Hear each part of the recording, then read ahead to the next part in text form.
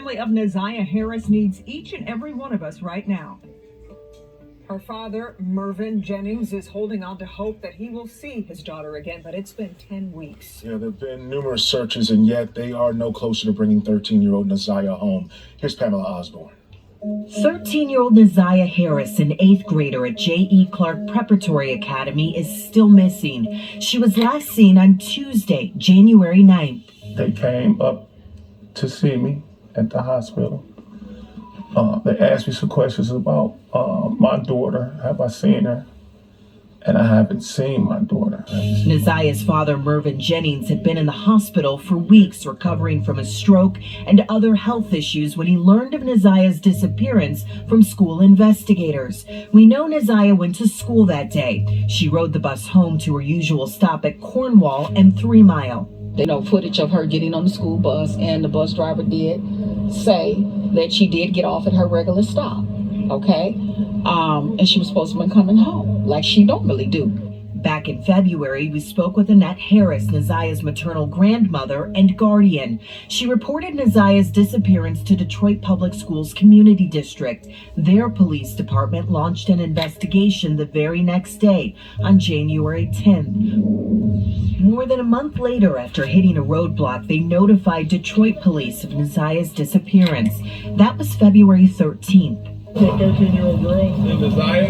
DPD got to work immediately, canvassing the east side community where Naziah lived and was last seen. It would be the first of many major searches. I would describe as a metropolitan scavenger hunt. You know, the searches have been everywhere. Tamara Smith, the DPD commissioner from the district where Naziah went missing, helped us put pins on a map. Investigators from more than a dozen local, state, and federal departments have searched all over the city of Detroit, Clinton Township, also in and around Ann Arbor. We've been heavily canvassing the area by Greater Grace Church, area around the Rouge River, outskirts of Brightmoor. Specialized water rescue and recovery teams have assisted in some of the searches, while the net of concerned community members pitching in to help find Naziah grows wider. We had active gang members, people who are deemed to be the worst of the city, who were viciously out looking for her, passing flyers out, going door to door, canvassing. We all want the best. We want to see Naziah home in the living. Mervyn suffers from congestive heart failure, but is out searching himself every day he's well enough to, with his wife Nakia by his side. It's just been very trying, taxing, and empty, but we're not going to stop. They have been so moved by all who have turned out to help, especially since Naziah's disappearance has caused a rift within the family. You have moments in your life where you do think you're standing alone. And without anything, they come through.